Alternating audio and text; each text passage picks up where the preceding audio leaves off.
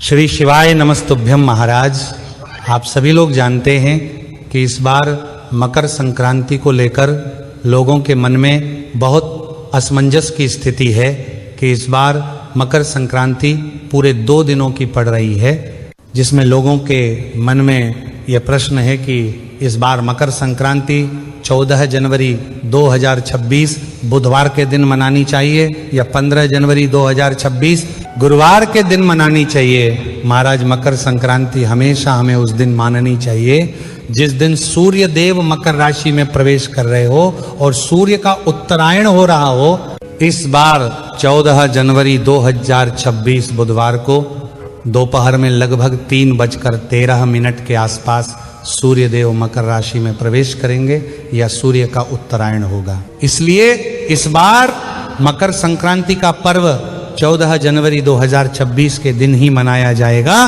महाराज, इसी के साथ में मकर संक्रांति के दिन विशेष रूप से स्नान दान का महत्व माना जाता है। इसलिए मकर संक्रांति के दिन आपको स्नान और दान जरूर करना चाहिए। अब स्नान दान करने के भी इस दिन शुभ मुहूर्त होते हैं, वह भी आप जान लीजिए। महाराज, मकर संक्रांति के दिन स्नान करने का शुभ मुहूर्त सुबह के समय का होता है।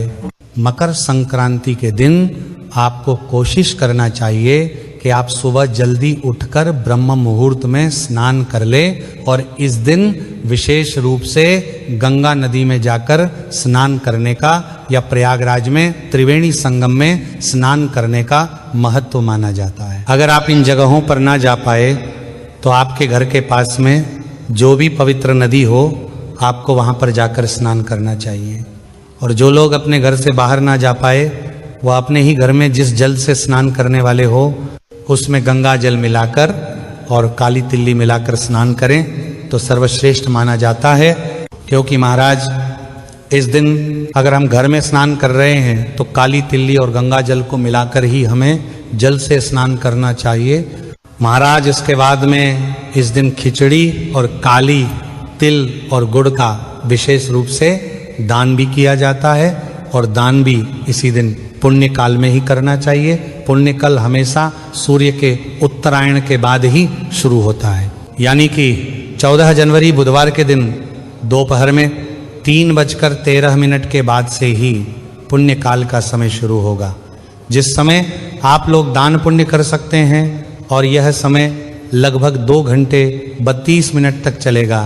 महाराज, इसी के साथ में कुछ लोगों का मानना यह है कि इस बार सूर्य का उत्तरायण 14 जनवरी की रात को लगभग 9 बजे के आसपास हो रहा है। इस वजह से कुछ लोग मकर संक्रांति 15 जनवरी 2026 गुरुवार के दिन मनाएंगे और इसी दिन दान पुण्य करेंगे।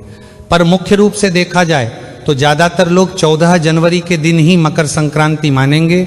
महाराज, 14 जनवरी के दिन ही मकर संक्रांति मानना अत्यंत शुभ माना जाएगा।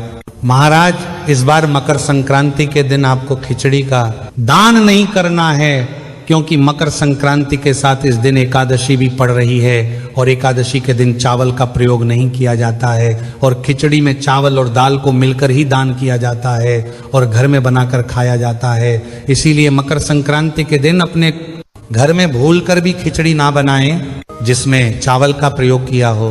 अगर आपका मन ना माने तो आप इस दिन खिचड़ी का दान कर सकते हैं। खिचड़ी का दान करने में ज़्यादा परेशानी नहीं है, पर इसे अपने घर में बनाकर ना खाएं और ना बनाकर इसका दान करें, बल्कि कच्चे चावल और कच्ची उड़द की या मूंग की दाल को रखकर ही दान करें। महाराज, इसी के साथ में मकर संक्रांति के दिन आप तिल्ली और गुड़ का दान जरूर करें, क्योंकि खिचड़ी के साथ साथ में इस दिन तिल्ली और गुड़ का दान भी बहुत बड़ा माना जाता है। इसलिए जो लोग इस दिन खिचड़ी दान ना कर पाए वह इस दिन तिल्ली और गुड़ के बने हुए लड्डू का दान जरूर करें। महाराज, सूर्य के उत्तरायण के साथ ही खरमास भी समाप्त हो जाता है और इसी दिन से विवाह, गृह प्रवेश, मुंडन जैसे शुभ और मांगलिक कार्य भी शुरू हो जाते हैं और इस दिन से ठंड भी धीरे धीरे कम होना शुरू हो जाती है और सूर्य की किरणों का प्रभाव भी अधिक हो जाता है। महाराज, मकर संक्रांति वह दिन होता है जिस दिन छोटे से छोटा दान पुण्य भी आपको कई गुना बड़ा फल प्रदान करता है। इसलिए मकर संक्रांति के दिन आपसे जो दान हो सके आप उसका दान करें और इस दिन तिल्ली और गुड़ के लड्डुओं का दान भी करें और खुद भी इन्हें खाएं। महाराज, अब हम आशा करते हैं कि आपको इस प्रश्न का स्पष्ट जवाब मिल गया होगा कि आपको मकर संक्रांति किस दिन माननी है। बाकी आप किस दिन मकर संक्रांति मानने वाले हैं कमेंट में जरूर बताएं। और क्या आप लोग इस दिन एकादशी होने के बाद भी खिचड़ी का दान करेंगे या नहीं, कमेंट में वह भी जरूर बताएं। और आप हमारी ये वीडियो कहाँ से देख रहे हैं कमेंट में